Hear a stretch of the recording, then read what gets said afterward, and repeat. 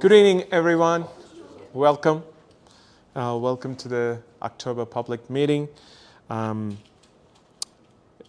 just want to thank you for everyone attending it in person. Also, anyone who are joining us, welcome online as well.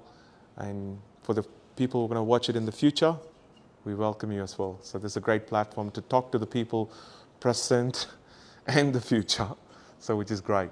So thank you once again, and just want to give you a quick, update on how we are tracking since the survey results been out. I think it was really great in terms of what we have achieved through the survey. We got a lot of media interest, for the last few weeks, so which is great. The message is clear. What we achieved as part of the community survey is it's speaking the volume that we wanted, and it's I'm pretty sure the relevant people are listening to what the community wanted to say. So which is great. We'll continue to engage with the media in terms of about the survey, and the next step. We just need to lock some time with those MLAs and MPs and make it into a actionable item for them to do it. Some of them, they have spoken about it in the past as part of an election promise and stuff as well. So we need to make sure we achieve throughout that one. So thank you everyone once again. My name is Henley Samuel, President of Gungahlin Community Council, and I would like to acknowledge my executive team here, Shah, Ralitza, and Darren are here in present. So thank you so much, and welcome everyone in the room as well. Today, we just have going to be an interesting one. So we want to talk about the Block 2, Section 11, Gungahlin 2030 project. So last time, if you remember, we had a presentation, but it's just kind of a teaser. So today we're going to see the full meals of what they have cooked, and they've been doing a presentation across different forums, we believe. So it's a great opportunity to see and hear from what they're going to present tonight. And if you're watching online and if you have any questions, so happy for you guys to post them on the Facebook, so we can also try to get at them as well. And if you haven't subscribed to our YouTube channel, please do so, because we are slowly transitioning to the YouTube streaming. So please do so, and if you like to keep up to date, we do have the newsletter, so you can subscribe to the newsletter. So without further ado, I'd like to invite Tanya and team to come and do the presentation for the Gungahlin 2030. Thank you.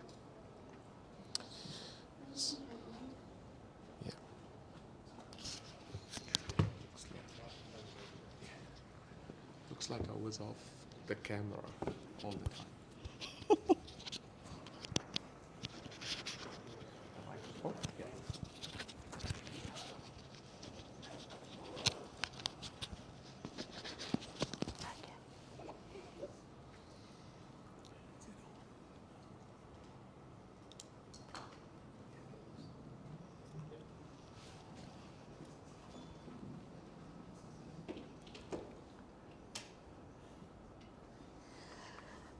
Thank you, Henley, and thank you everyone who's watching via Facebook, and everyone who's here.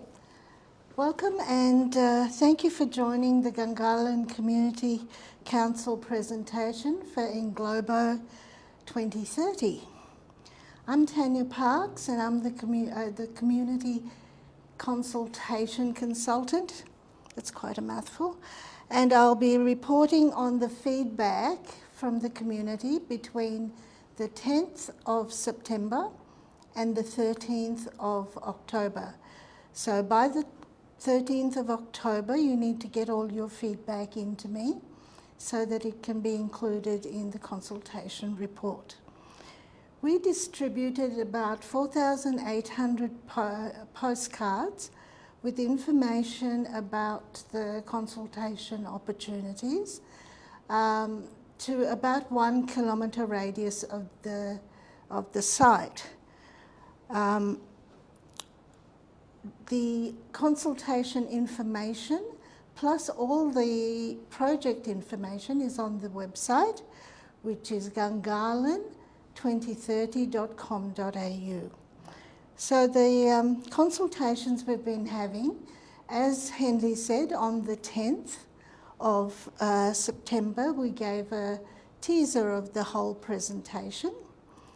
On the 23rd of September, we had an in-person community consultation.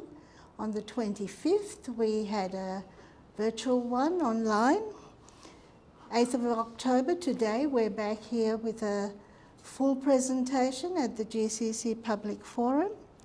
On the 11th of October, so this coming Saturday, we have a site visit starting at 11:30, going through, at 11, going through till about 12:30. So do come in and talk to everyone who's on the project if you have questions. So as I said, 13th of October, the consultation feedback needs to be back to me. Written submissions can be made on the website.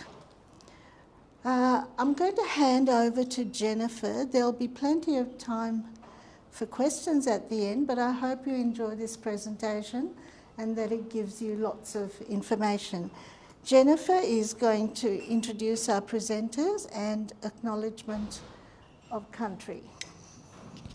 Thank you, Tanya. Hi everyone, my name is Jennifer Cook and my role on this project is that of placemaker. Do you want me to speak to this or? Maybe just put Just put it on. No, maybe on the, Just one moment.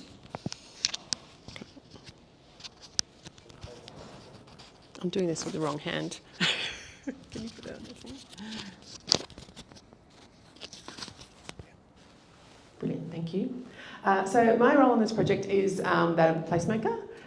So my, I guess what I do is I help developers like in Globo, into the camera, connect developments like this with what people want so that we create successful and high-performing places that people love.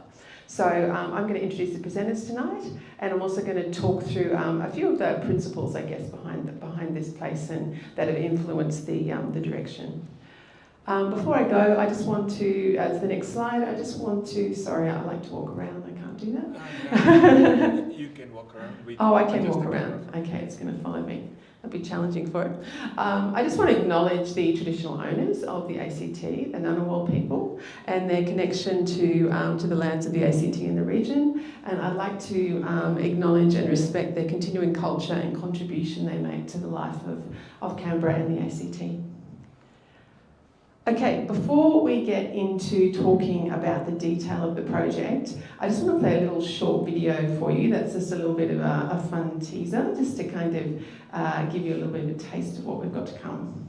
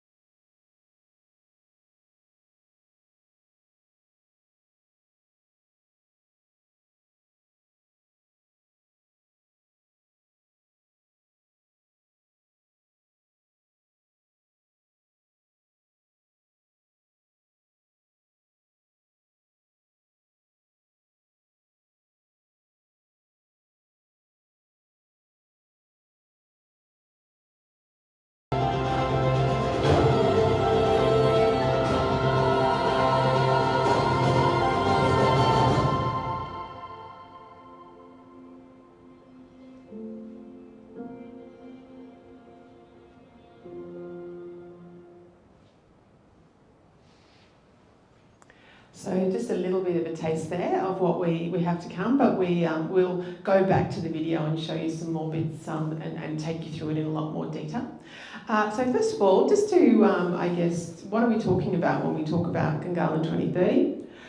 We're talking about this site here that we mentioned at the beginning. So whilst we reference the whole of the centre of Gungahlin and thinking about this project, that's the specific site that we're talking about tonight. And just to make that completely clear, it's the block surrounded by Hinder Street, Ernest Kavanagh, Kate Crace and Hibberson Street, right next door to where we are right now. Okay, so who we have speaking tonight, we've got a mixture of people in person and zooming in on video. Actually, we recorded them earlier in the week, so they're not live, but we're here to answer, some of us are here to answer all your questions. So you've met Tanya, you've met me. I'm going to be introducing next John Souza, who's the Managing Director of the Inglobo Group. We're going to hear from Anthony Kim from Cox Architecture, who's going to take you through the design. Jason Kochmar, we recorded his session last week. He's going to take you through the landscape design. Wayne Cheng is our shopping and dining man. He's also going to appear in a video recording that we did last week. And Chris Koth as well is from Stantec. Everyone's favourite topic, parking and transportation. So we're going to play a little session that he has recorded as well. Okay, so I want to take you through a little bit about the principles, I guess, behind this development. So rather than just jumping straight into buildings and roads, I just want to introduce you to some of the key principles that informed our thinking behind this development. And so that we really very much focused on how we create a better town centre and how we respond to some of those things the community asked us for. So there's been numerous surveys and consultations done, and the themes through those have been very consistent the whole way through. Everyone has said that they are looking for more shopping variety, so more depth and breadth in Gungahlin Town Centre. More choices of places to dine, and particularly at night time, so more nighttime vibrancy, so you've got great places to go in the evening and all times of day.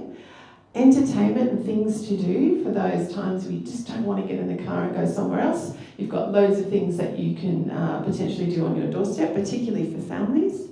Places for gathering and social connection, so they're places that you can meet friends or hang out or go to markets or experience community. A lot more trees and a lot more green, and I think we're really going to be delivering on that. Local employment opportunities, so not only is there office space as part of this development, also opportunities in retail, opportunities in the hotel, and lots of other construction, employment, etc. that is all created by this development. And there was a strong request for consultation in planning and development decisions, not just at the beginning, but throughout the project. And we've kicked that off with the last couple of weeks in what we're doing and talking to. And everyone's after less traffic congestion and less disconnected and digital parking. So those themes came through very strongly. And I think that we'll show you tonight that we've gone a long way to addressing those issues. So who are we doing this for? We didn't just look at one segment of the community or one type of person.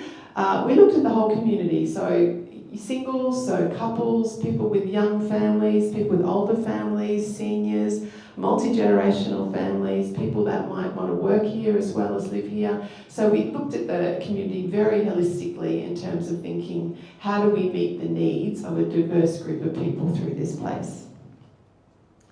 Some of our principles were very much about making sure that we have a diverse neighbourhood economy. And when we talk about 18/7, what we mean is a long day, I guess. So it might be around 18 hours. It's probably going to vary in truth, but a long day, not just somewhere that works in the morning or works in the daytime. 7, as in 7 days a week. So making sure that we create an economy that's resilient. So, things to do at all times of day, different types of employment, different, all different kind of drivers of local economic success. The second principle was around this idea of the perfect match for the everyday. We all know that place that we go to, that we only ever go to on special occasions, or we only ever go once a month because it doesn't fulfil a lot of needs. We really want the local community to see this as a place for the everyday. So whether you're going out to eat, or whether you're just going shopping, or you just want a coffee, or you're at work, or whatever you're doing, there's something at Gungahlin at 2030 that is going to suit you. So a perfect match for the everyday. The third one is about a place that's progressive and future fit. So thinking a lot about active transport, so how do we support cyclists? How do we make it a really great place to catch public transport to? How do we make it really good to walk to? And how do we make it as sustainable as we possibly can, so that really, is a place that is fit for the future? The next one is about being really culturally dynamic. Gungahlin is a really interesting and super diverse place with people from all over the world live here. So how do we reflect that and make it different from somewhere else that you might go to that isn't as diverse? So, reflecting those cultures through food, through celebrations, through festivals, through the different things that we do, so that it feels something really unique, somewhere that could only really be Gungahlin. And the fifth principle, and I'm almost finished, is this idea of being borderless. And what we mean by borderless is, we've all been to those developments that feel like a big alien spaceship landed and, plonked themselves in the middle of the town or the city, and it feels really disconnected to the place around you. We want this place to feel really woven in, so you're really comfortable walking in. It connects to all the streets and paths, and it connects to the public transport. So, in the future it should feel like it's been there, organically over a long period of time. So we've really focused on making it a really sort of open, welcoming place with a lot of public space that is really connected to the centre of Gungahlin. And so those principles support our vision, which is to create a locally loved heart of social and community life in Gungahlin. So no visions around how tall things are, or how many people in them, or what it's made of, or what it looks like. It's all about community and how this place serves community. And we are hoping that this will be a destination that is not only loved in Gungahlin, but is loved by people all over Canberra. Okay, I'm going to hand over to John Sousa. He's going to talk to you about the journey that he has been on with this project.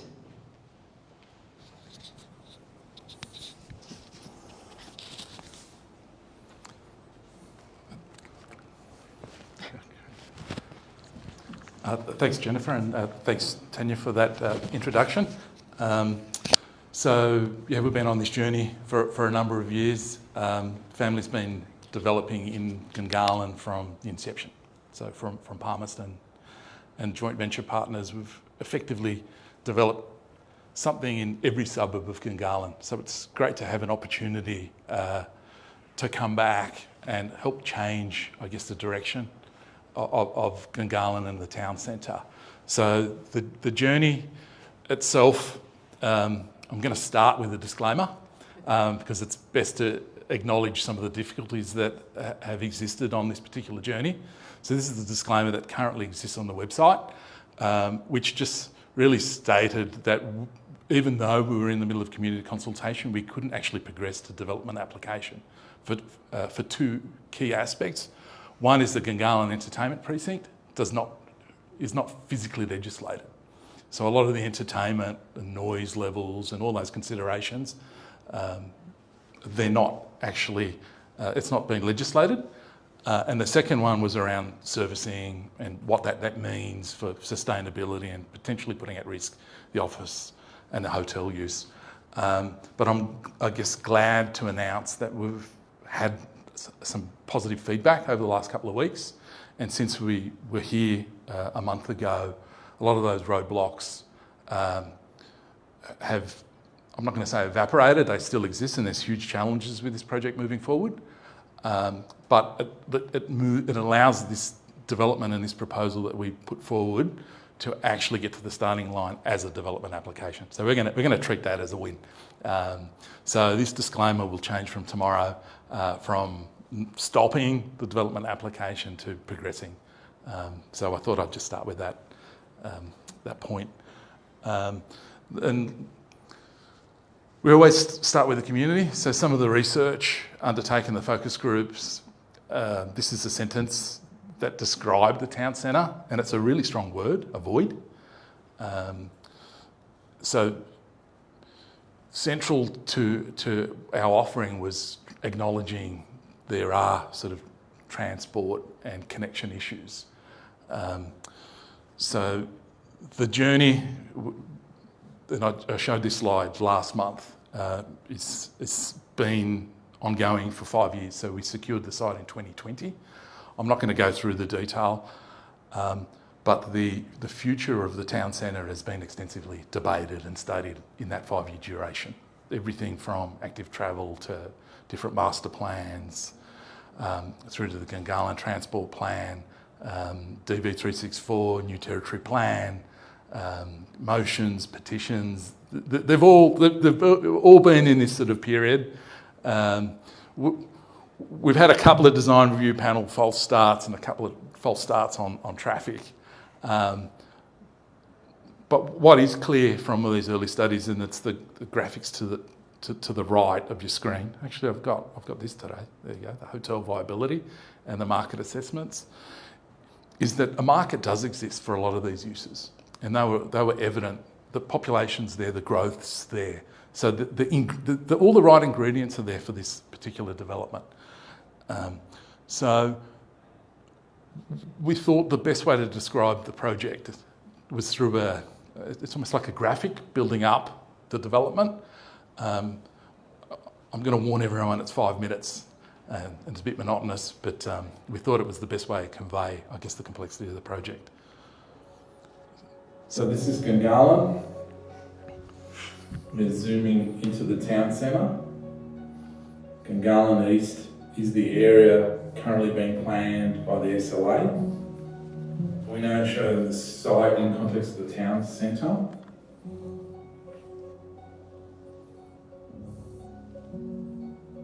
To the top of the screen we have East Gungahlin, Ray under construction, and the DHA building. We start by working through the breakup or build-up of the site. It's clear from all of the customer focus groups and surveys that traffic is a major issue. We'll talk traffic in further detail in a further segment, but in context, the site adjoins Hibberson Street, existing light rail service to the south. Hinder Street's been completely transformed. There's Ernest Kavanagh to the top of the site there, and the intersection between Hinder and Ernest Kavanagh is currently a black spot program. And Cape Crane Street serves the vehicular main access function. One other key attribute is there's approximately 5 metre change in level across the site, which enables 2 ground floors. More on that later. We're proposing to deliver the easiest, simplest, best public parking experience in the Gungahlin Town Centre. All of the parking is underground in 3 basement levels, accessed through a fairly significant overhaul of traffic access. We know the existing problems that are there. It's come through loud and clear in the focus groups and the Gungahlin Community Survey. We've got access in 2 points and then access out of the town centre where possible. Here's an example onto Flemington Road and then onto Anthony Rolfe, and then other secondary access on Ernest Kavanagh.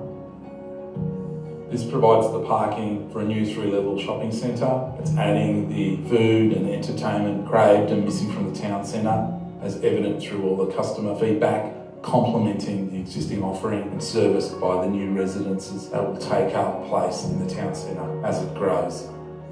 The first of these 3 levels is lower ground at Hinder Street, built around a transformed Hinder Street incorporating a public square where priority is given to pedestrians. The retail links at grade to a food hall and lower level supermarket connected through escalators.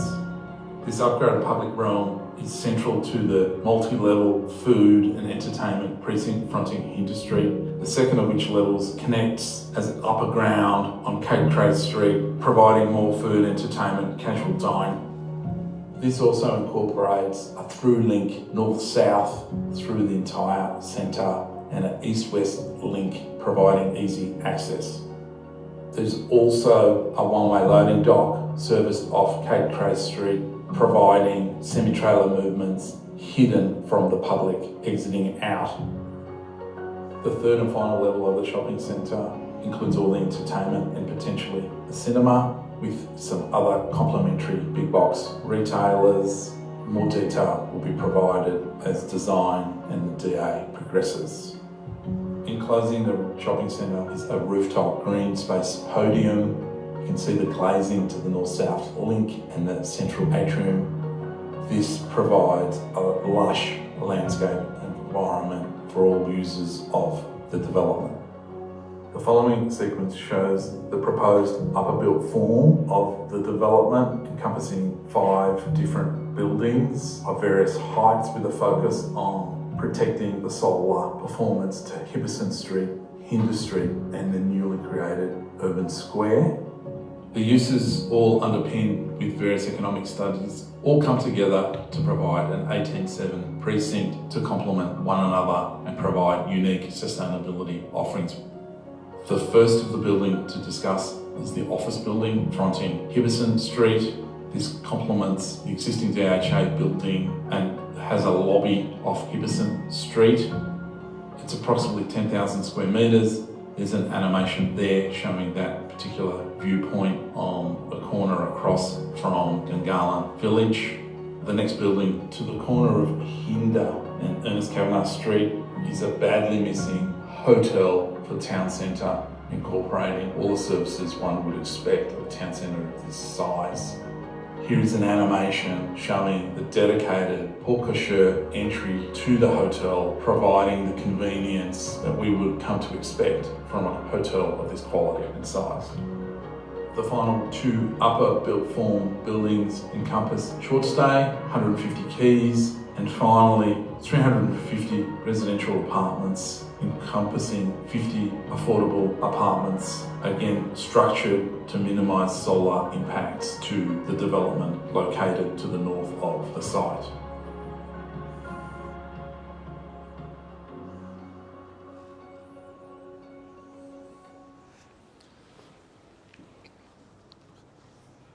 So I hope that gives you a basic sort of introduction into the project, and obviously there'll be other presenters to go through some of the detail. But at a high level, and I guess at a planning level, very rarely do you get an opportunity to work on a project where there's such a strong alignment across all key attributes. The first one, as we've mentioned a number of times, is the community feedback. So really taking on board those preferences from the community, but complementing the town centre, not taking away. So that's an important point. The planning system. The planning system, there's a direct correlation in terms of requests, responding, nighttime activation, all those sorts of aspects. The Crown lease itself, so the Crown lease in the ACT is the regulations on the site from acquisition. There's no proposed change to any of the Crown lease, so it's 100% in line with the actual uses in Crown lease for the particular site. And the actual zoning. So the zoning is a strong alignment across those 4 attributes. So it's designed as intended. And I guess I'm ready to pass on to some of the architecture.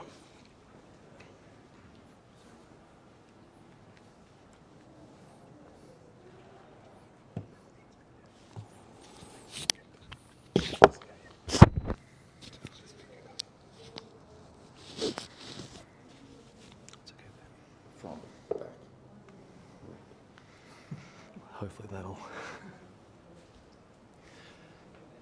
Good evening, everybody. My name's Anthony Kim from Cox Architecture, who've been really working collaboratively and hand in hand with John, Jennifer, and the wider design team to try to bring this really amazing vision for this site to life.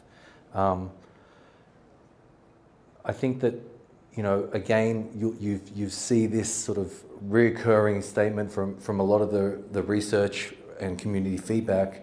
And I think it's really important for us because we always need to remember that whilst we're architects, at our core, we're really designing for people and we're designing places for people. And in this instance, that's about Gungahlin. So the challenge that we had was, and as architects and urban designers, was what form or what kind of building do we design to make the best place for this vision? And very quickly we realized that it was not about the building at all, but it was actually about the spaces between and around the building. So what you see and what you'll see shortly is a response to architecture that's about protecting the spaces where the public and the people actually are. So that vision really is underpinned or strengthened by a couple of pillars of vision. Number one, like I said, it's really about being for Gungahlin. This project is a collaboration with the Sydney office and our Canberra office, and we didn't want to come in arrogantly thinking that we can design anything for anybody anywhere in the world or in Australia. And we've worked really, really hard to understand and work with our local office to make this a building that's very much a reflection of the community and where it's sitting. The second is walkable and connected, and that really just means that we wanted to design a space where people could really explore, really comfortably, and really be connected, not just through the site, but also within the site itself. So having buildings that support by connecting, for example, the office buildings with the workers being able to come down, access into entertainment, food and beverage precincts, the hotel users being able to engage and connect in with the dining precinct. These things are really, really important. Something to do with day and night, I think Jennifer's touched on that, just making sure that we're designing a building and making a place that isn't dark and empty after 5 p.m, that very much extends the life of the town centre into the evening. Rain, hail or shine is really just understanding that Canberra has its challenges from a climate standpoint, that it gets cold in winter and it gets very hot in summertime and it can get windy. So how do you make a space where people can actually comfortably enjoy sitting and being, not just on the sunny days, but all throughout the year? From everyday to event, really, this project, we talk about mixed use, but really what we wanted to do was make something that was mixed modal. And that means that something that's comfortable to use for school kids after school, parents after shopping or grocery shopping. And then on the far side of that, also being able to be a place where people gather. So about community connection, whether it's farmers markets, outdoor cinemas. So it's a place where it connects not just with the everyday, but with the event as well. And then last is a new social heart. And that really just means that we thought about how people are going to use this space, not just for the everyday convenience of what they need to do and how they use the town centre, but what brings them here as a place to meet. I think for me, or for us, success for this project would be hearing someone say, let's meet at the public square or Gungahlin Square. That would make us really, really happy. So just quickly going to run through the floor plans or each level of the building, starting with Hinder Street.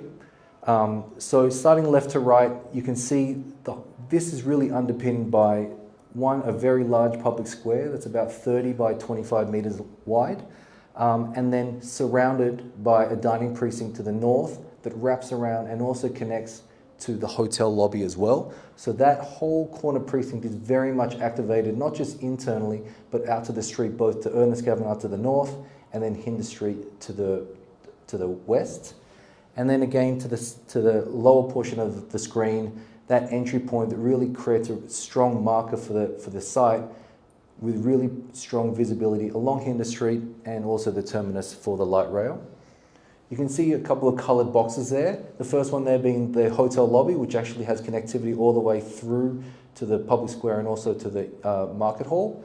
And then that light blue is the office lobby, which also has the same. So you're going to have a lot of people that are able to move down through the building and activate not just on the weekends, but also during the day by day trade for the 10,000, which can be up to about 1,000 office workers moving around the site throughout the weekdays.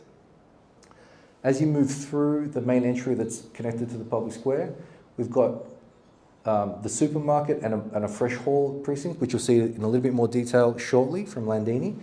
But the key thing is that it's all centered around a really strong central space, which we call the hub, which is open to light, has a large skylight above you, and tiered seating, which is all about, people watching, connecting all your levels together, and all the different uses as well.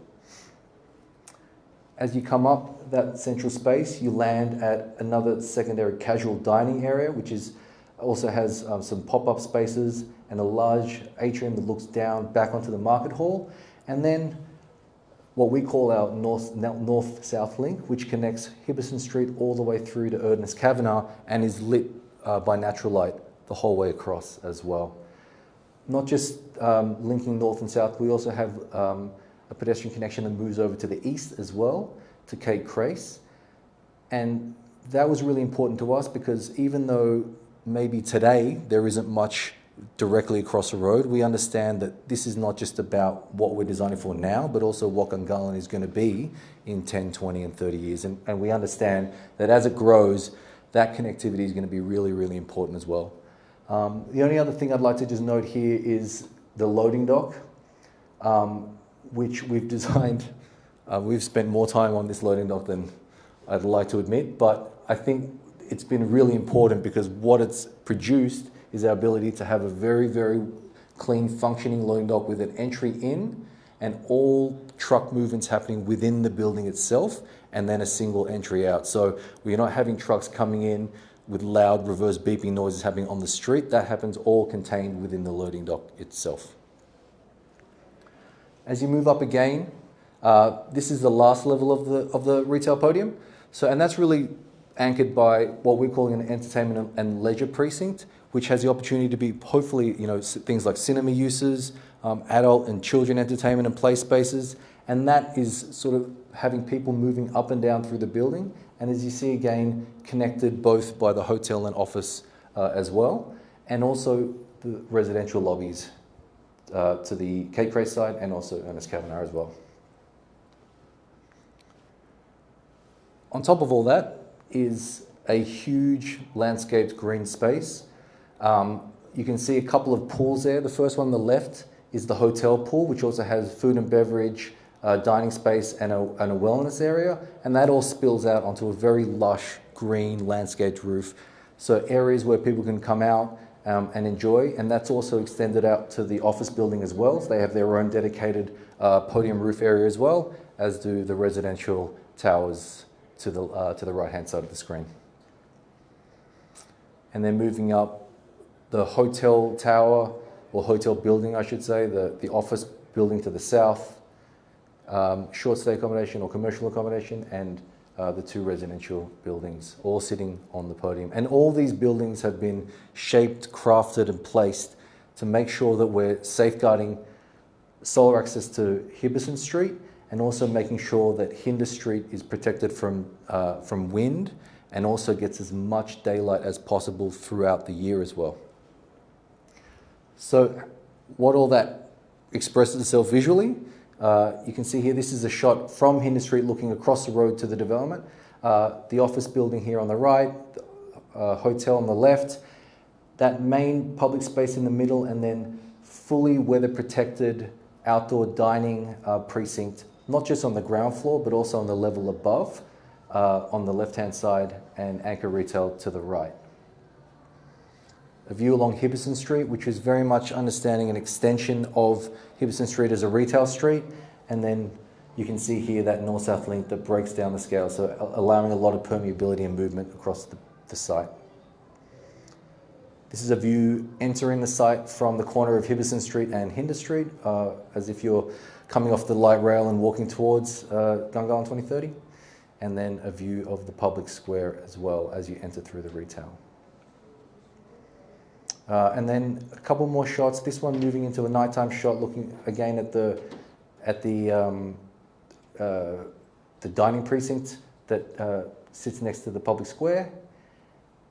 And then again, as I mentioned, fully weather protected, thinking about what that can be used for during the summertime, how to protect from sun, and also during the winter time as well. And not just that, noise as well, understanding that we have to be good neighbours and we want to have activated spaces, but we want to be able to control the environment.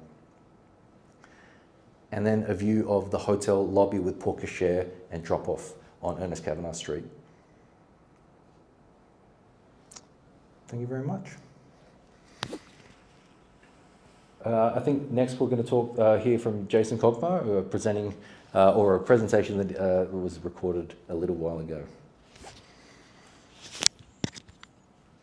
So Jason Kogmar, principal here in the local Arcadia office. One of the feedback that we received that resonated with us was there's no green space within the Gungahlin town centre.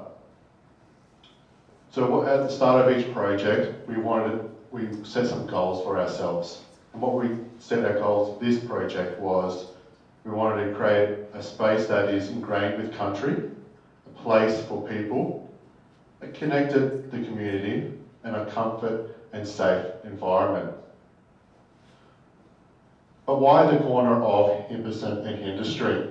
You can see with the diagram here, Gungahlin Town Park to the west, Gungahlin Place in the middle of Gungahlin, and then our development, our proposed public square to the east of Henderson Street, and then future open space to East Gungahlin. So you can see it's a prominent corner for the community and at the entry to the light rail. We then benchmark this across other examples within Canberra, Bradley Street in Woden, the Arteria Square in Kingston, in Himberson, the Green Square in Kingston, the old shopping centre, and the ANU Canberra Public Domain. So our public offering is around Bradley Street and the Green Square in size. We undertook Walk on Country with local knowledge holders, Wally and Karen. They shared their knowledge of the Gungahlin and how that fitted in with the wider Ngunnawal lands. One of the stories that resonated with us was the story of the Gungahlin Creek and how prominent that was within the Gungahlin landscape. And our interpretation is how it starts at Marligan's Flat, as it meanders its way through the grasslands down towards Gungahlin Falls.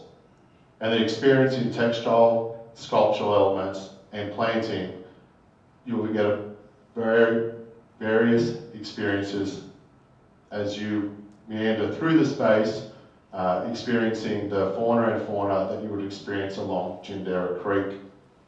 But how do we create a space with Hinder Street, facing Hinder Street?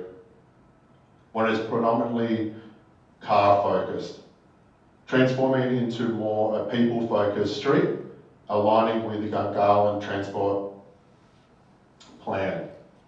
And that is making it one-way vehicle access, increasing the tree canopy along the street, making it a more welcoming human experience, welcoming the community into the space and the development. Now I'll play a video of the experience as you walk through. And as the video plays, you'll see the opportunities the community have within the public square. Artwork, sculpture, the ease of accessibility, the welcoming immersed landscape, places to linger and connect, sunny and shaded seating areas, lawn for play and community pop-ups, water element for cooling and for play, and the various outdoor dining experiences enclosed and open to the environment. And this also offers a place for the local community markets. And finally, the hotel rooftop offers a great space for visitors and guests with a lush green planting, pools and spaces for events.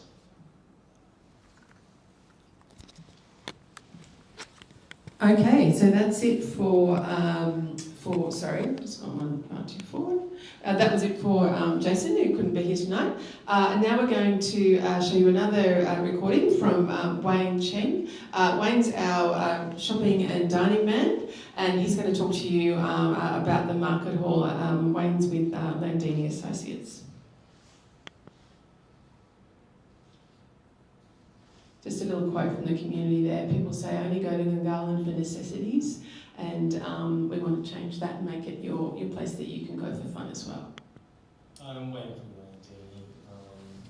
we've been on this journey for about 4 years now as well with the Bravo team. I think, you know, even in our really early visits to the site, there was a real opportunity to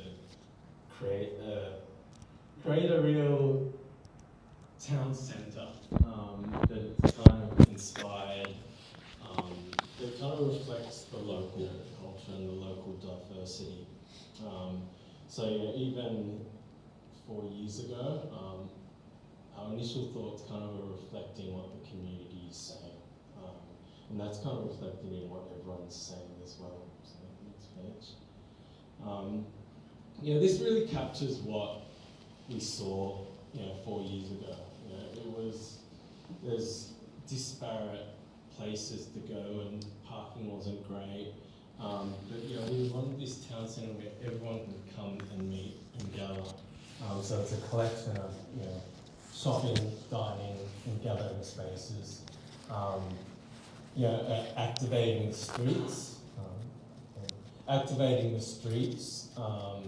and really looking back inward and creating these internal streets that are open to daylight, but a place to be throughout the year as well.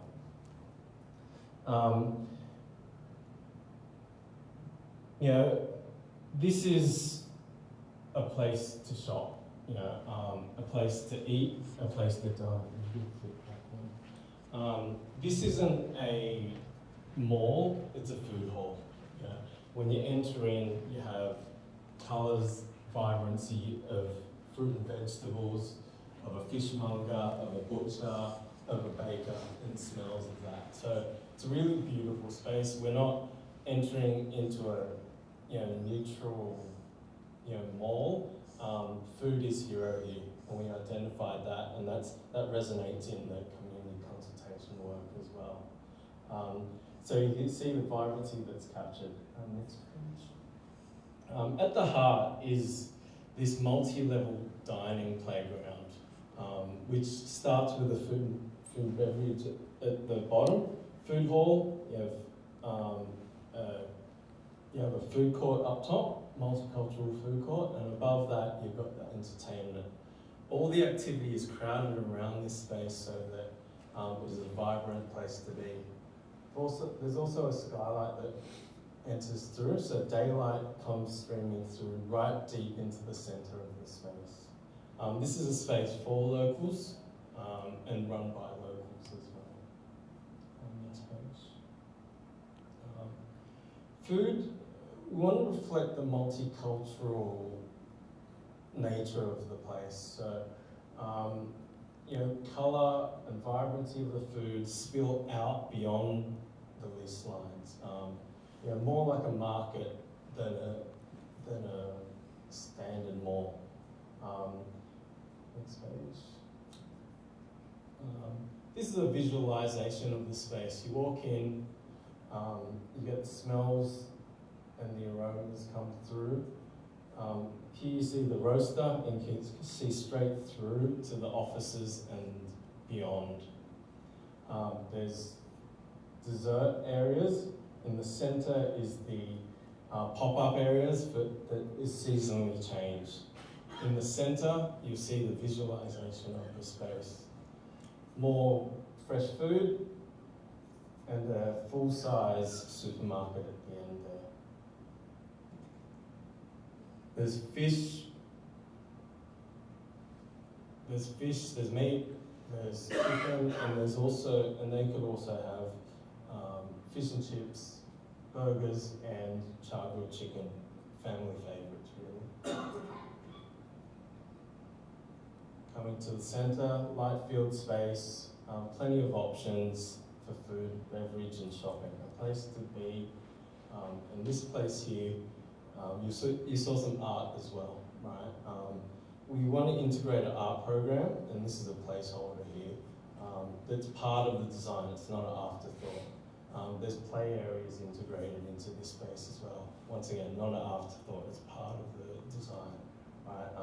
With cafes that are adjacent for families and carers. Okay, so that's Wayne. Okay, so just thanks for hanging with us. Just one more to go. We have Chris Coath, who we've also recorded a session with before, and he gets the fun topic of traffic, parking, walking and biking. My name's Chris Coath. I'm a Senior Principal Transport Planner at Stantec, and most people will tell you that I'm quite passionate about transport and about car parking. And I think that passion comes from a thought process that it's not just about getting cars in and out of places. It's recognising the fact that what we have, and in a project like this, the first and the last experience that most people have is to do with access, is to do with car parking. And that is a really important element that we therefore must deal with. And it's not just about dealing with it, but it's about the people's the experience that people have in that regard. And I think that's why, for me, I'm passionate about it as well, because it's not just about the vehicles, it's about the experience.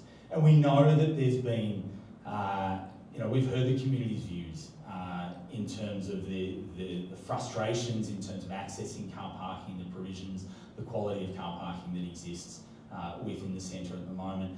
And what we're trying to do is to make sure that we don't replicate those frustrations, but that we provide an exemplary user experience for people as they come to use this site and access it. From a car parking perspective, there's a proposal or a plan to provide in the order of about 1,000 car parking spaces for the site across 3 basement levels, as John had mentioned earlier in the presentation. It's designed again around that experience element of things. The experience not just for drivers but pedestrians through that space as well. We're designing car parking spaces to make them wider, to make it easier and safer for people to be able to get in and out of them.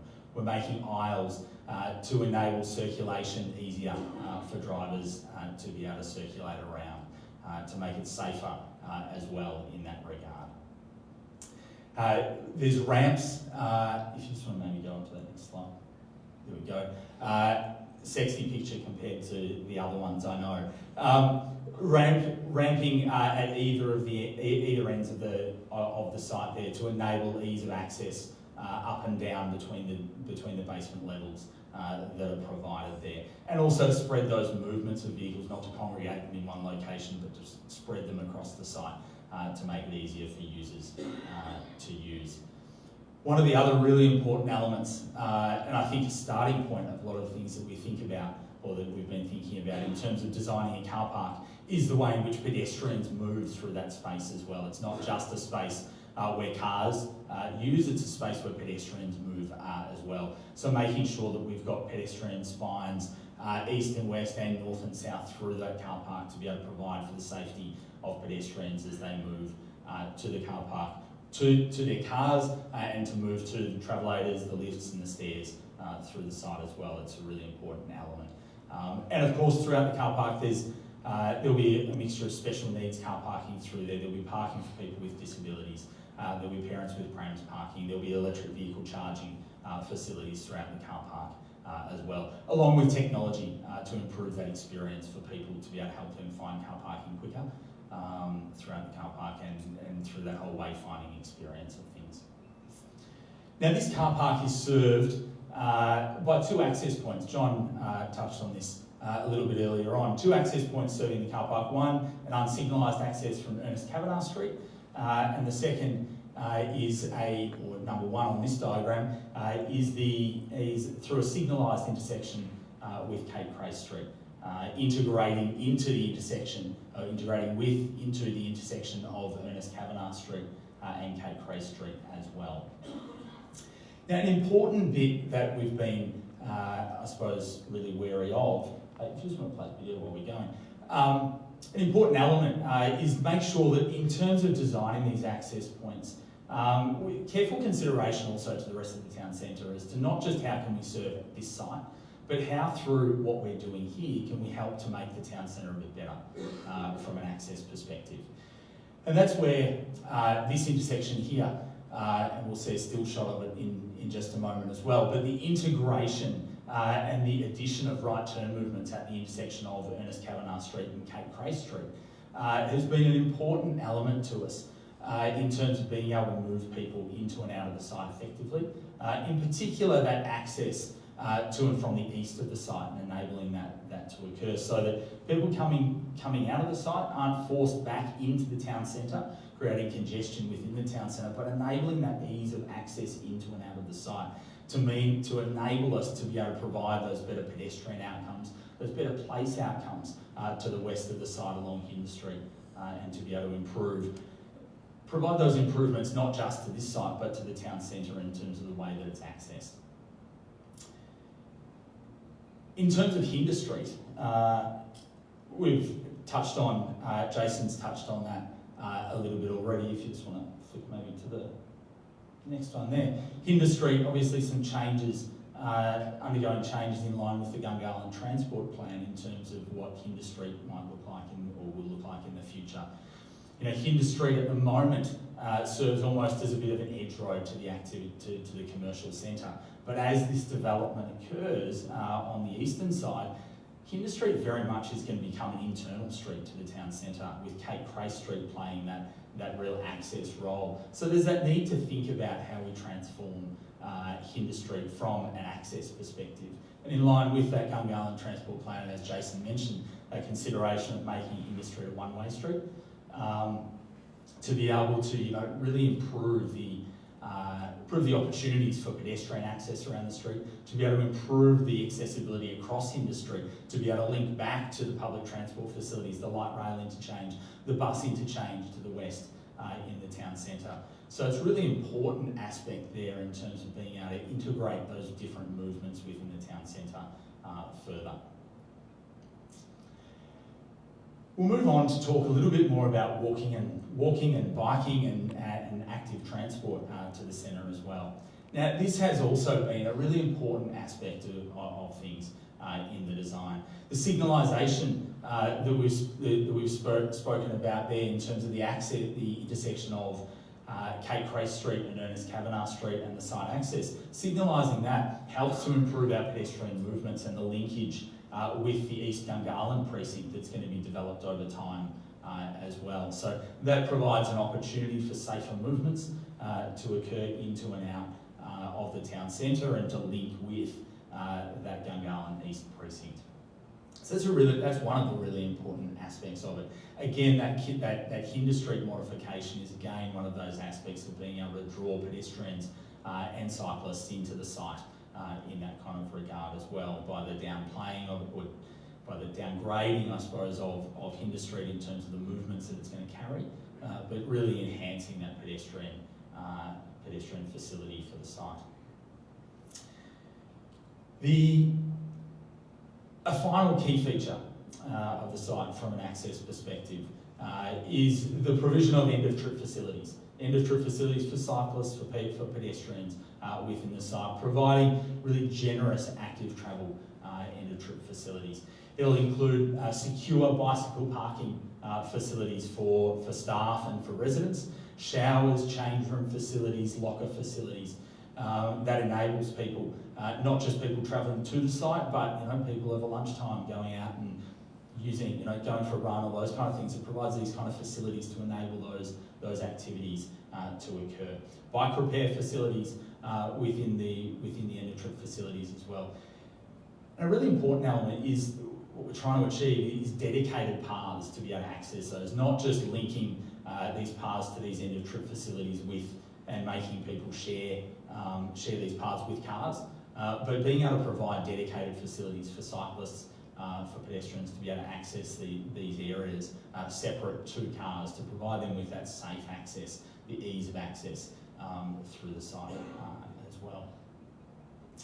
And of course, through here, casual bicycle parking will be provided throughout the site, dispersed across the site at all of the entrances to the site, to be able to provide for that bicycle parking facility for visitors and customers that are coming to the site as well. Okay, that is the presenting and talking at you part of our presentation done. And I guess we'd like to invite you to ask any questions that you would like to ask, and the team will try and answer them.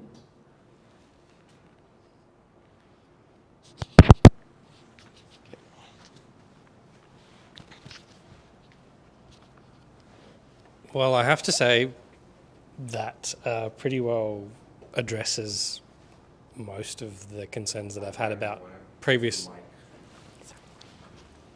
That pretty well addresses most of the concerns I've had about previous developments, in the sense that a lot of the residents in Gungahlin have felt that developments that have gone through haven't really had much for them. So most of the facilities have been built for the residents of the properties themselves, and they've kind of felt that the land that was sort of released hasn't really added to the community, and that there really wasn't a lot for them to experience. And I think it also addresses employment as well. So there's obviously shops there, but you've also got a hotel that's there that generates employment. You've touched on the entertainment precinct aspect of it, which is we've got a very young population, the nappy belt of Gungahlin. We've got a lot of them are actually growing up that are actually right in the targeted sort of age group that essentially is looking for somewhere to go. They're looking for somewhere to... And Gungahlin is quite affluent. There's a lot of, there's obviously a lot of people with a lot of income that are spending it in other town centres. And we've been sort of crying out for a long time for business to really invest in this area, because there's a whole group of younger people that are growing up that are really looking for somewhere to go to. And it also addresses the concrete jungle aspects that you've obviously touched on that as well. I think the only thing that I can suggest here is that we're really looking for a restaurant of high calibre that'll draw people. I constantly see people in the city and all over the suburbs looking for somewhere new, somewhere that a high-end restaurant that they're willing to sort of jump on that light rail and sort of venture out to Gungahlin in order to experience it. I've seen it myself with down at Yarrabee Ponds as like a gourmet sort of sandwich area there that absolutely exploded, and we had so many people that were venturing all over Gungahlin in order to go there. So it's there to be sort of experienced. And also you've got the Gungahlin East, that's sort of that whole precinct surrounding that area. I think that you've done an amazing, excellent job. And how many car park spaces was it? Over 1,000, I think. Yeah, so, yes. That also addresses the fact that you're not sort of pushing cars out onto the parking on the streets and things like that as well. So full points for that. I don't really have any sort of major concerns with that. I think you're doing an excellent job. I'm just looking forward to it sort of being built. And the only thing I also can sort of think of is in the centre there, some sort of stage or something like that could be potentially utilised there for, because we don't have a lot of performing spaces and things like that for elements like that. But I'd really like to see some nightlife in there as well. I think that the congestion in the town centre is more towards the town centre itself. I think you're well positioned, I think, in that being on the outskirts and close to Anthony Rolfe Avenue. I think that sort of adds an element that I think accessibility for people, I think it'd be much easier to get into that area than the town centre itself, which hopefully can alleviate some of the pressure on the town centre as well, which is what I've often asked for, which is in order to alleviate congestion, it's about expansion rather than, because there aren't a lot of solutions to the town centre we've seen in our consultations to try and unpick that knot. The expansion of the town centre and getting people moving more out into the outskirts of Gungahlin, I think, will help reduce congestion in a lot of ways. As I said, we've got the service stations that are opposite each other, and then you've got all the fast food sort of concentrated in the one area.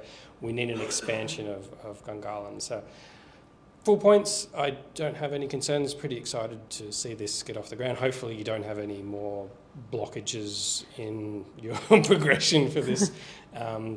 Excited to see the drawings and what's going on there. So, excellent work. Thank you. There is actually a stage in that outdoor area. We just pressured all the presenters to be really concise, so they weren't able to tell you every single thing. But there is absolutely a flexible space in that public square. And I was the principal person put through the petition that was trying to find some end of trip facilities for the Gungahlin community. So the only thing I can add to that is I hope that people could potentially rent space there, not just for the residents that sort of live there and the staff, but also for the general public, so that this could be potentially some, because that facility that you had is exactly what I had in mind, which is something that's secure enough that if you've got a $5,000 scooter, you're not just going to chain it to somewhere that you can utilise that and get on the light rail and actually come back at the end of the day, jump on that and do that last mile, which is what I was involved in the initial consultation group for light rail itself, which was a major concern. The last mile, how are people going to get from A to B once they finish that? So, excellent. Yeah. Thank you. Just Darren, on the point on the end-of-trip facility, we've been engaging with Pedal Power and are working through a couple of end-of-trip facility options, and they've come back with their preferences, which we're incorporating into the actual design.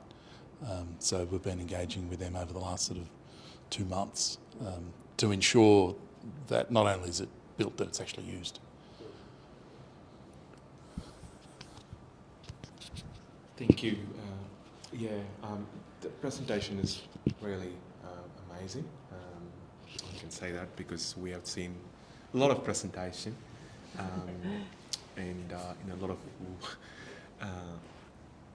it's in stuff like a lot of words and stuff, the way you presented in terms of articulating what you want to achieve, so which is great. And I know you guys been working for a long times, and I think the way we can actually see, because I'm pretty sure like your vision, you would have seen it, but now people have started seeing your vision, so they can start resonating with your vision. So that's where it's all coming. I think in terms of employment, that's a big tick. That's one of the things that we really wanted in Gungahlin.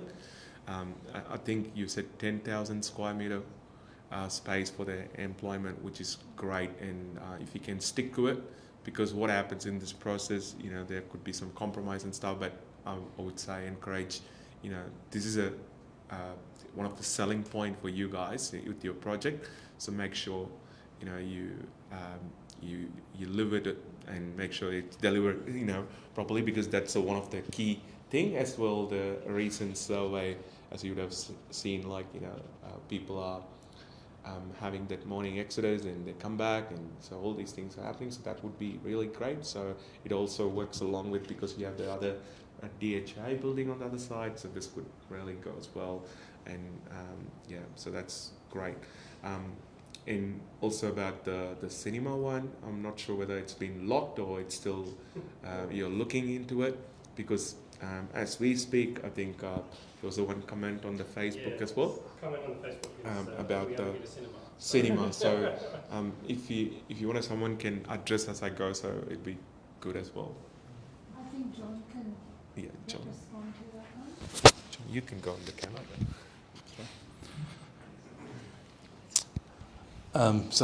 The long drawn out cinema debate in the Gungahlin Town Centre. The site, so the Crown lease that's applicable to this particular site, has a cinema as a use. So we've designed in a space for it. So if you look at the level plans, there's a couple of indicative cinemas shown. We are actively speaking to cinema operators, but first things first, we really need the community to get behind the DA for approval, so we can actually have some commercial discussions. It becomes difficult to have a conversation with any tenant or commercial tenant when you've been on the journey so long.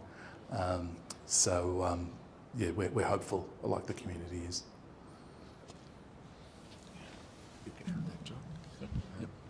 So with the cinema, I think it'd be really good to see a cinema there, and finally we can put a full stop on that story and make sure we can get on to something else. But yeah, cinema would be really good as well. The community survey that we did, it also, you would have seen the entertainment. That's one of the key things that they want, and especially with the cinema. And we also believe, along with the office space, this also bring a different set of group and bring that the boost to the economy into that particular space. So that would be really good. And with the model that you are thinking about, 18/7, it's a day night, so that also brings more people into the town centre. So if that can be achieved, that'd be really good. And so you talked about that there's kind of a town centre, kind of I don't know, what do you call the square, the town square. So it's really good. As Darren said, if you can consider kind of the stage, a performance stage, that'll be really good.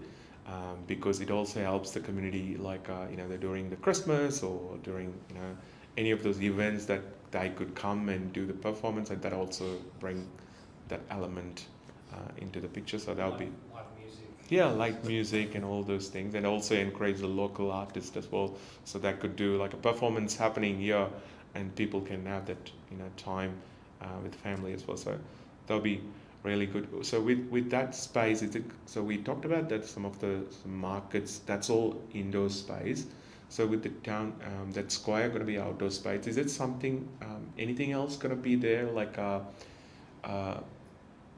market or open market kind of a setup, or some days, or stalls or something? I think Jennifer will be able to answer that one. I'm going to do a review.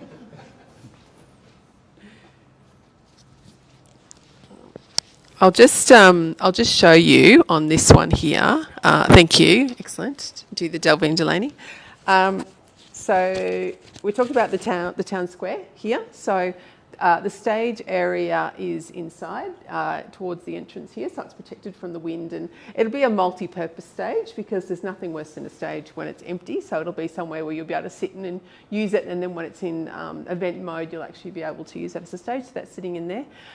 The community markets, there'll be infrastructure along here, so that they will, you'll be able to have those along the street. So you've got the market hall experience, which is the everyday experience, and then the community markets. I think they're every second Sunday, would that be right? Something like that. Yeah, so there'll be infrastructure that they'll be along the street, because people love to have that outdoor experience as well, right? And go, and it's a great community place to meet people and to have that real experience. So that's going to be along the street. Would that be essentially under your remit? Because I think some of the issues that people have is when they have the market stalls, they've got to sort of submit to the ACT government rules and regulations and leasing and all these things that sort of tends to stifle, if you will, their ability to be able to hold a lot of those stalls because of those aspects about it. So. Well, I'll get John to talk to the Verge. Yeah. There we go. I might grab 3. There you go. No, that's okay. So yeah, very good point. The markets probably doesn't have a long-term location where it's currently located, sitting in a car park. So it's not a very nice location. It's the car park, but it's a bit barren and that's that concrete. So key to this proposal is actually, and separate to the development application, it's one of the many processes that exist in a complex project like this, is the proposed acquisition of the Verge. So we're proposing to acquire this Verge through here, which then removes all those restrictions you're talking about. Exactly.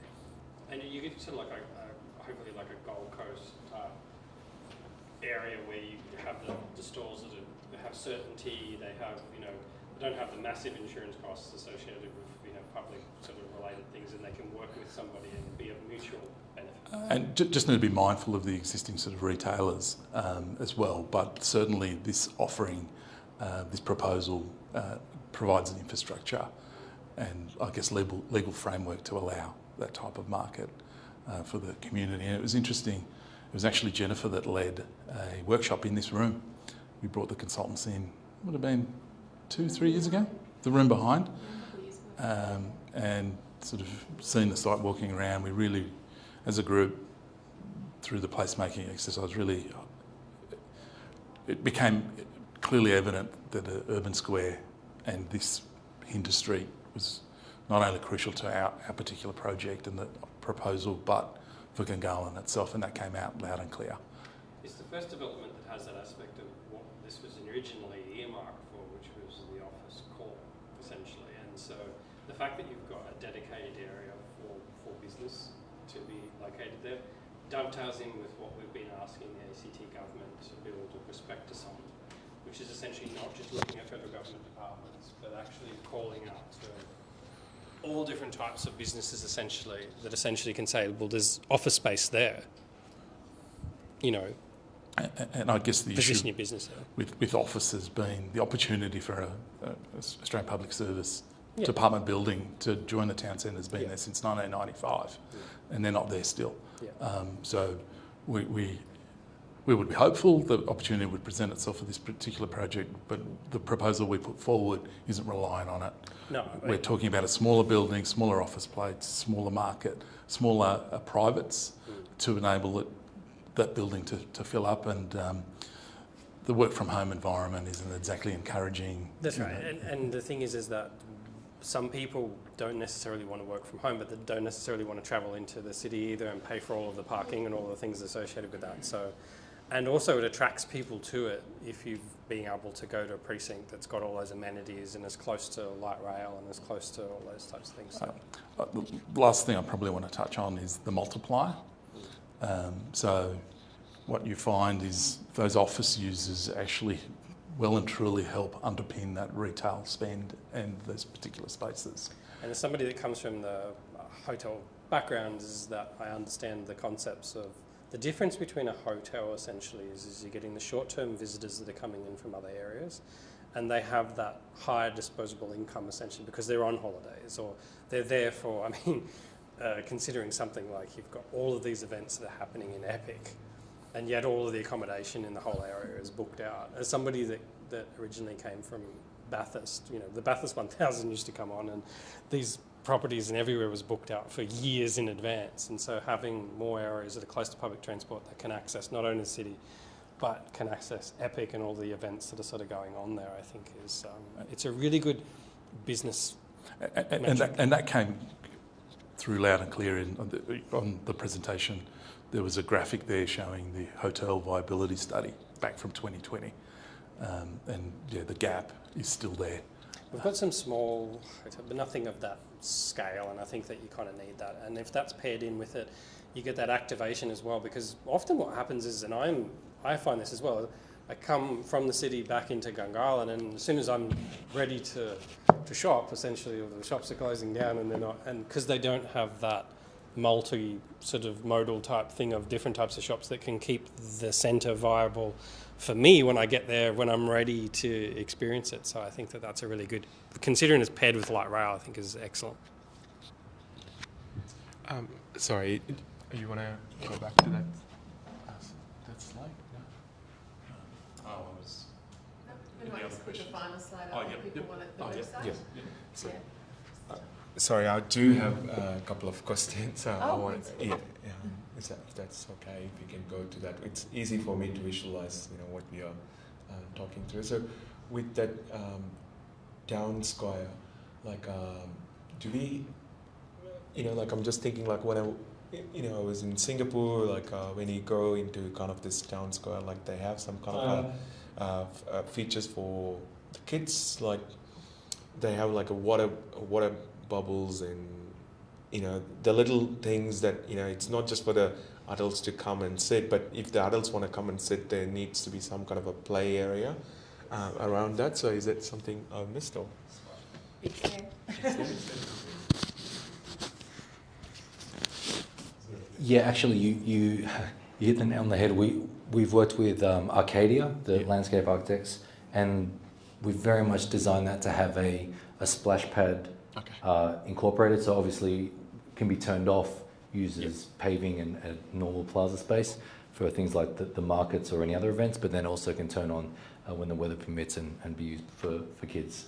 And also located close to the food and beverage, so mum and dad can be having a coffee at a cafe and looking as the kids play. Okay. We understand that play areas are really about a peace and quiet and a break for parents. So And actually, making sure we're putting those in between. and actually, I might make a comment related to that. Yeah. So that water play area is actually reliant on the Gungahlin Entertainment Precinct for noise. So the water play is actually it's a major noise consideration, but water play, it's more a kids play area. So I guess these things they're all pointing to one thing. You know, implement the Gungahlin Entertainment Precinct. So even something as simple as water play, zero play, is reliant on regulatory change for the acoustic and entertainment precinct. And I think, John, oops, that's all right. I think something we'd like assistance from the Gungahlin Community Council is to keep up the pressure to get that entertainment precinct legislation through. If when you're talking to your MLAs, if you could say that that's something that you would like to see happen, because it's not just the water play, it's other things as well that will affect this area, you know, the entertainment you were talking about, etc., some nighttime entertainment, etc. We'd really like your assistance with that. So I'm putting my wish list out there myself right now. The other thing I should touch on is, because I always bring this up with, and sort of reiterating the things that many times I've criticised developments for, that you seem to have hit on the head, which is the rooftop sort of terrace. I mean, often I say, you've got people living in this area. Where's the communal space for them to, you know. So Jason, yeah, it's like, I'm waiting for you. yeah, if you find it, I found that interesting, because it's normally the thing that I ping a lot of developments on, that they just don't invest any effort or money into, which is essentially, you've got people that are living there. If they're young families, where's the spaces for them in order to be able to play? You know, there's no area for them to have a barbecue. There's no area for them to enjoy, you know, the natural sort of elements that are sort of taken away, which comes into that concrete jungle aspect of it. So really happy to see that that actually is an aspect of it. My only concern with that is that it looks amazing, that area there. Would be unfortunate if the public can't experience it on some level, even if it means that it's only available to people that are experiencing the retail aspects of it. Like, you don't generally necessarily want to make it open to the public, because I guess that creates some problems. But I mean, if you are a patron of the area and you're going to some of those things, like if you're going to the cinema and things like that, maybe you could patronise some of those aspects of it, that's all. So, but for the people that are actually going to be in the residential component of it, looking at what's sort of illustrated there, I can think that that would be an area where you're not sort of living in a concrete jungle, you have that aspect of livability and being able to be connected to that. I think that that's something I admire about this development. So, Thanks, Darren.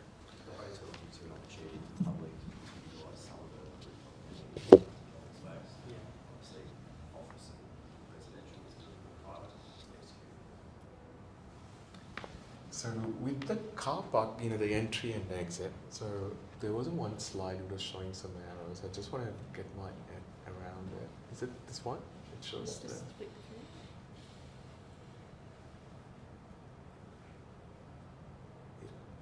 Okay.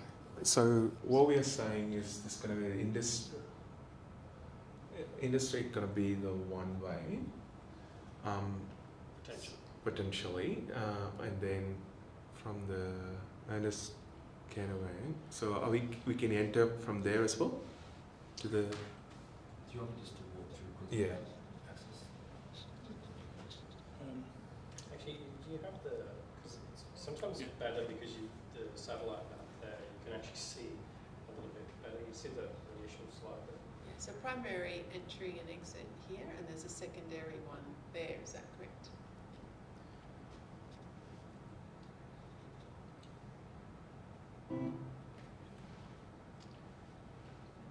Yeah, that's better because you can sort of see that in context as it is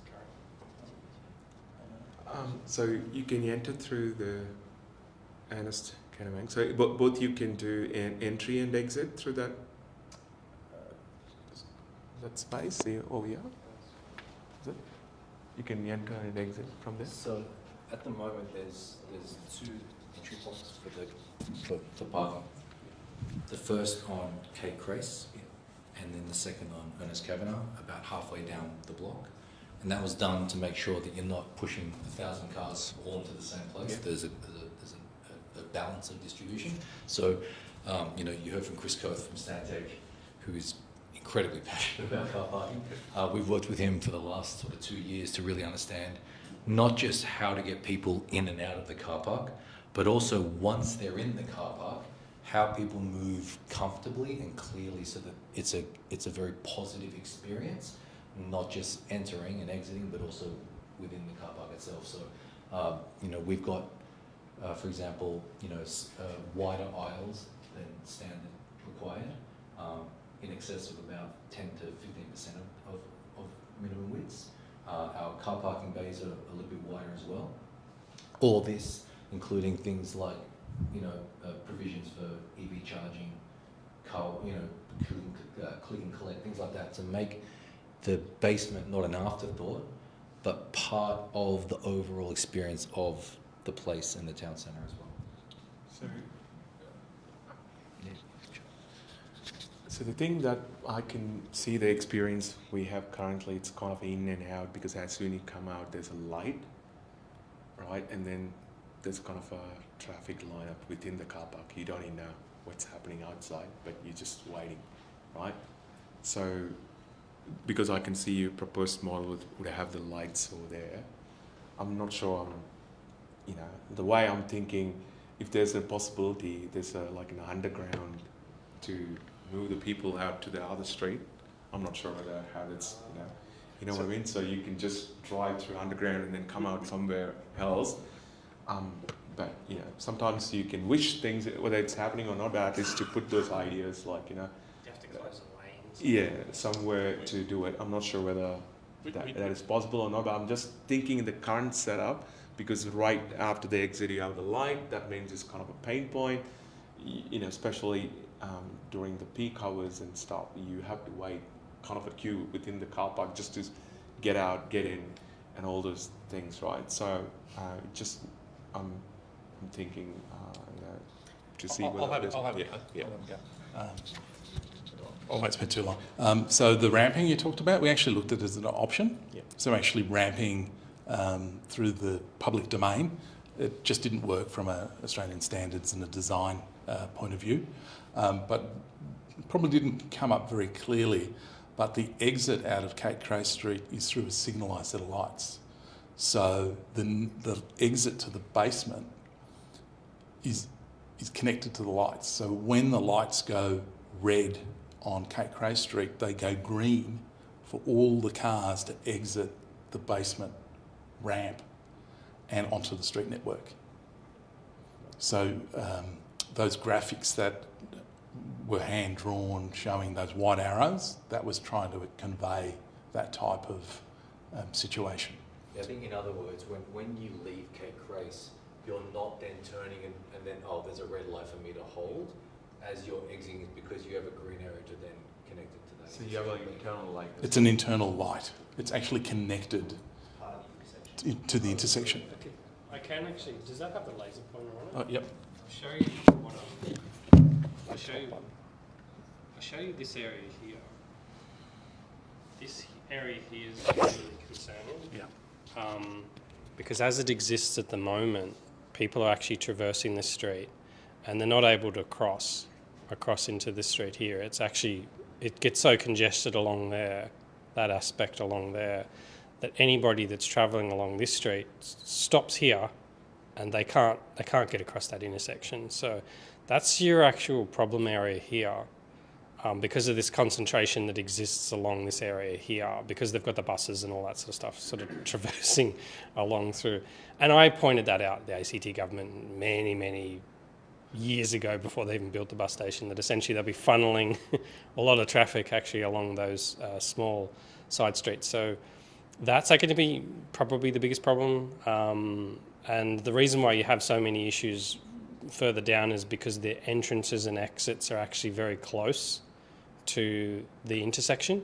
So people sort of turn around the corner and then go straight into an entrance, and that creates the congestion. So I think with yours, they're more sort of centralised. They're not right on the edge, so to speak. But yeah, that's what I think is going to be something to keep in mind, that currently, without any development that's there, people just can't get across that street. So whether or not it's just left only or something down Hibberson. So Darren, the one-way proposal on Hinder Street is from the Gungahlin Transport Plan. Yeah. So the one-way offering is there to prioritise traffic along Ernest Kavanagh, so it gets priority. So that's intended to be the solution. We're just adopting their sort of solutions.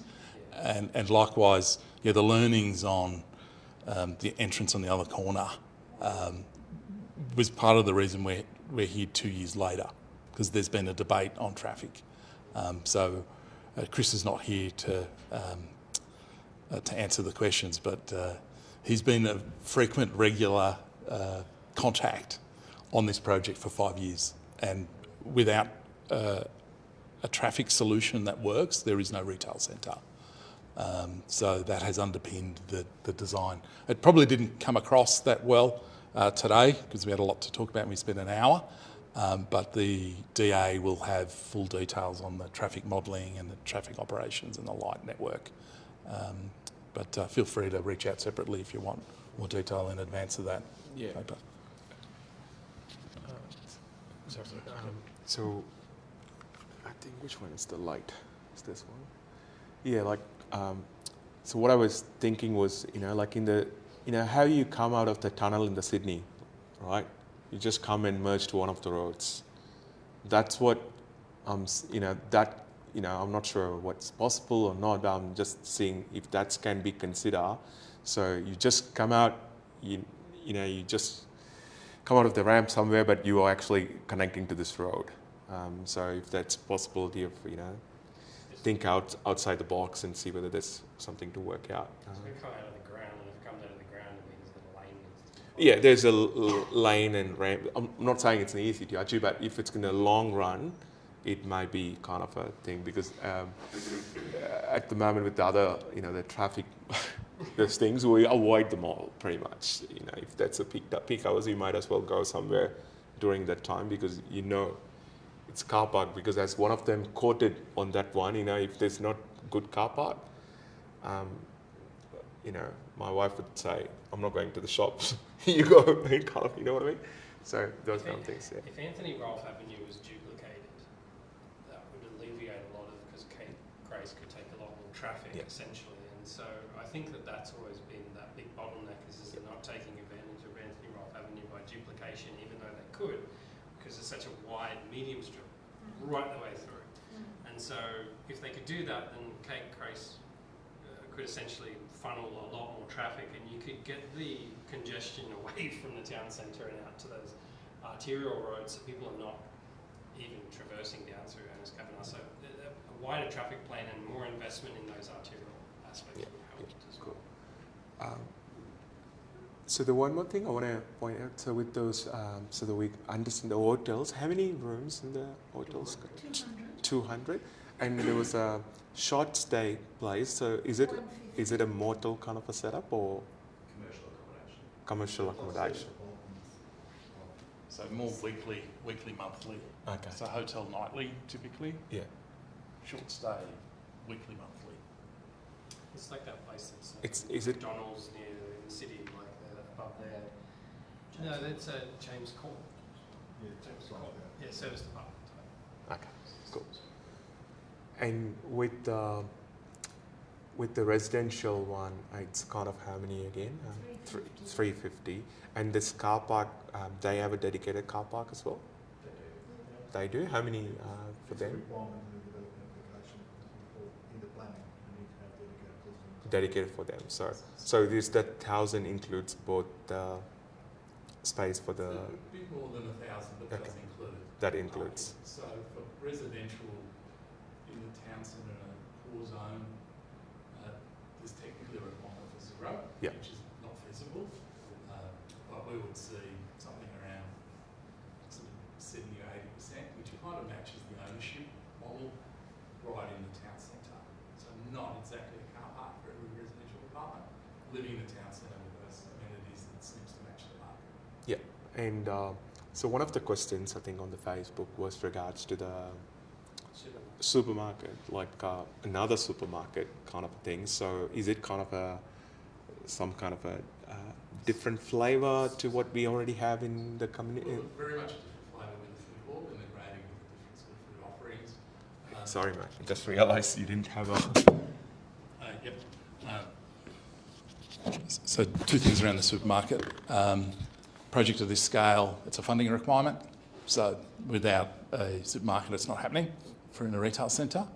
And the reality is the growth in population targeted in that area around 10 to 15,000 actually supports another supermarket.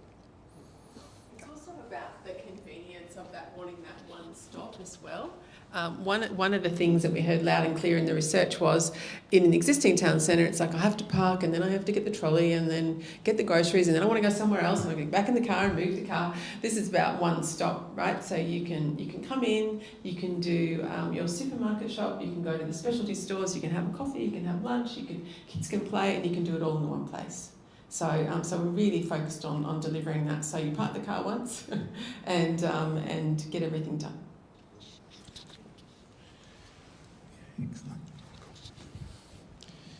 I think, with the interest of time, I might wrap it up. But in overall, it is really good, and would look forward to see it's all coming up.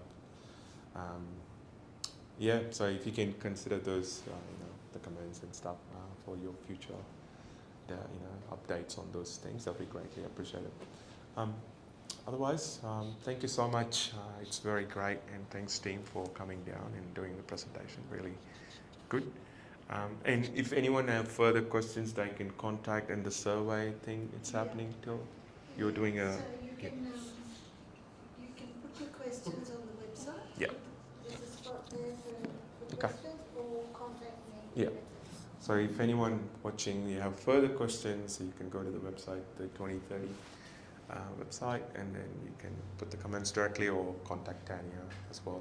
So she will be happy to help. Thank you so much, team. It was a great presentation, and thanks everyone for joining us in person as well as joining us online.